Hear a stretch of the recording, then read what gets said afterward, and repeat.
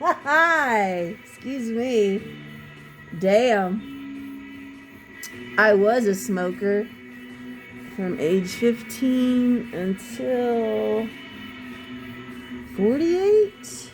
Yeah, I was not gonna give up them smoky treats. Hell no. It was the day I was in the ER in 2017, and I was 48 years old, and the doctor came in and said, "You have an enlarged heart," and my brain said, "Game over. No more smoky treats." But I miss them. So I guess, I don't know, sometimes when I hack and shit, I always wonder. But anyway, today is the last day a stranger came to Martin's castle and learned about his existence. I will speak of Martin, of course, but I won't tell the tale to everyone who comes to the front door. That would be sad for me. So Martin's big thing was that he owned this motherfucking property. I don't give a shit what anybody thinks about cats or whatever. You just don't understand cat world if you don't know what I'm saying. Martin owned this property. That's why it's forever going to be, as long as I own this property, it will forever be Martin's castle. So, the funny part is, Martin's not the first cat to own this castle.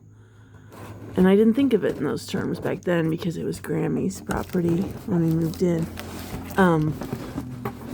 Eeyore is the first cat to be the cat custodian of this particular territory. It's a nice property because of all the wildlife. That's why it's prime cat territory. We always have at least one stray on our street every year, and the sad reality is it's just usually about a year or so. Outdoor kitties have a hard life. And then neighbors have cats. We had a lady, Ruby kitty. She used to come visit Martin. I hadn't seen her for a long time, but I think she's somebody that was sneak out kind of kitty. Not outdoor, supposed to be outdoor kitty. But she sure... It was funny, you guys. It was funny. I still worked in my office. I hadn't been diagnosed with any issues. I could still drive. I was very much an ambulating, independent woman. So I just happened to be late that day. That's my norm. I'm late for every single thing in life. So I just happened to be late that morning getting to work. Kind of late, a little too late kind of shit. Being late a little too much by that point kind of shit. But this Ruby girl showed up, and I thought, well, what's been going on, Mr. Martin, when I'm at work? How often does Ruby come by? Because I didn't know I was at the office 5 days a week, Monday through Friday, the same time every day, Monday through Friday, if they had their little rendezvous. Who knows what kind of kitty rendezvous were going on with Ruby, Miss Ruby. Ruby was fine as hell, you guys. She's she might still be alive. She lives up the street. I need to touch base with her humans. I've talked to them a couple times. She's a tuxedo, and she has these amazing go-go boots. Her legs are white like go-go boots. She's fierce as hell. And she is one. Martin had a harem. She's one of them. But there's a lot of Martin stories. So let me get back to it. Woo! I got me a drum. No, I'm just kidding. But it will be now that I'm banging on it. This motherfucker's gonna be a drum sometimes with effects on it. And I like how the way you hit it and where you hit it affects. And what you hit it with affects. So, the stranger today was the post office. Dun, da, da. So, here's some more Dazzle merch. This is my personal lunchbox I'm going to have. But what I was thinking is maybe put out a limited collection kind of shit. Seasonal, maybe. I was going to do once a year, but I think I want to do it more than once a year because I really like this a lot. Look at that.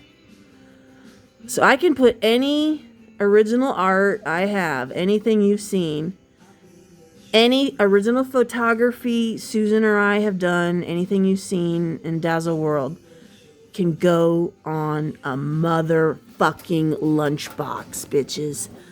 And I say bitches with love. I'm a bitch myself.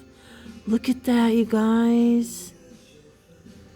So basically, I was telling her thank you. I said to the strange lady, she's not strange, the strange lady, the post office lady, thank you. My cat died yesterday. Thank you for bringing me this joy. I'm an artist. There's merch in this box with my art on it.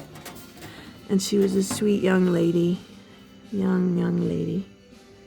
It was, oh, look at that. Oh, Jesus Christ, I love this. Look at that shit. Oh my God. So these come in different colors. I did debate whether to do red, so I decided to go with since it's my first lunchbox to the classic goth. I was a traditional goth when I was young. I wore black. I remember the first time I saw a gothic woman that I admired and thought was beautiful. She was dating my bestie Phil, and she was wearing colors. I couldn't believe it. What? Colors? But it was purple and black striped stuff.